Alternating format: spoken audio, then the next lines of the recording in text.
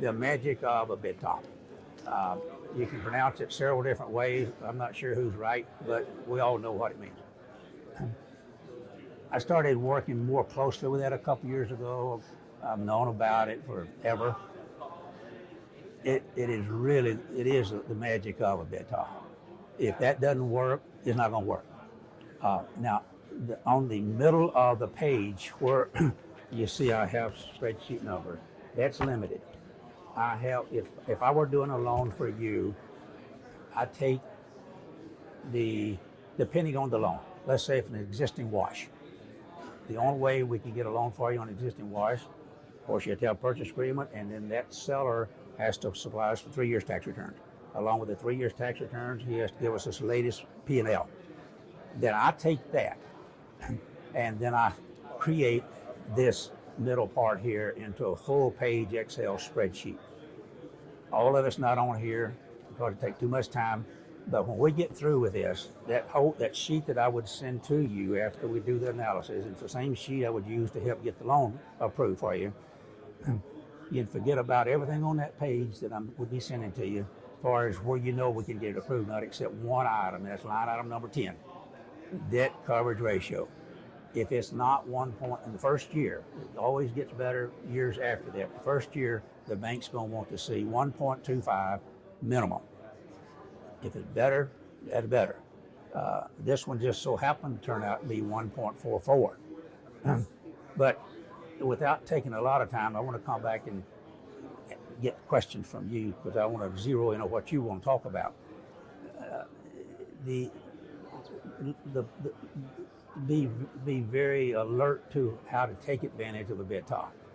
It's extremely helpful in getting the loan approved and making you comfortable with your decision where to buy or sell. Let's take this for example. If you had an EBITDA, and I'm not saying we're not in the business of evaluating the car wash. That's you and your broker. There's been job to do that.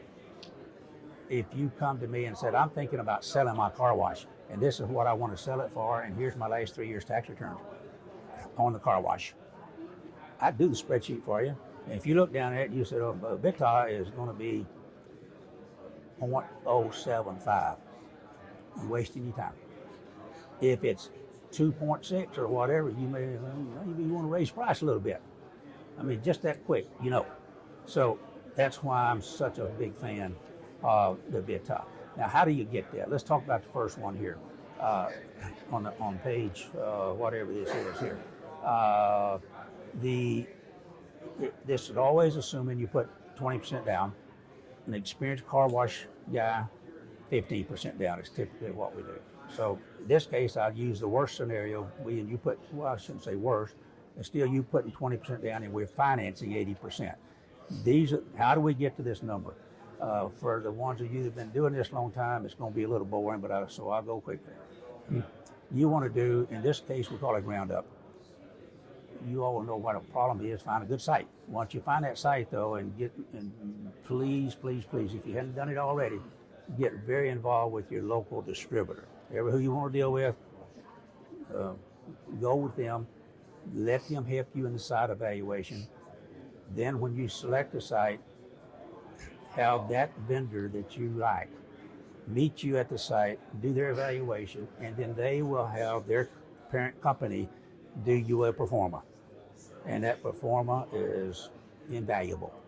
And you may not get beyond that. You may look at, and your person you're working with is your local guy. He's going to be with you forever. He wants to sell you chemicals, all those kinds. They're going to be straight up and honest. They may say, that's not too good of a site. Or he said, I think it's pretty good. Then he'll run a pro forma.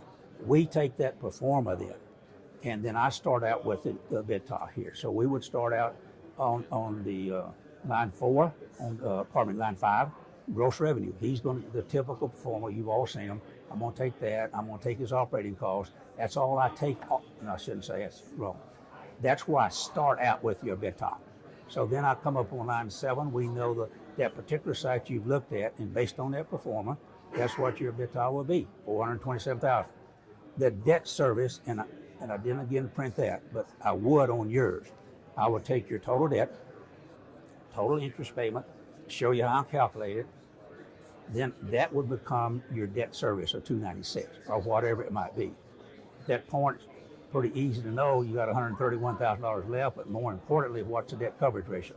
So you know right away that that site has good potential.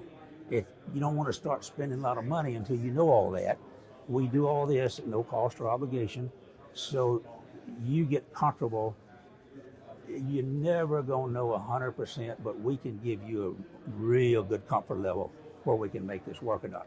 Now, after that point, you have to go hire an architect and do your design and all that. Won't go on. That's not what this table is all about. So that's how we would handle the EBITDA on ground up.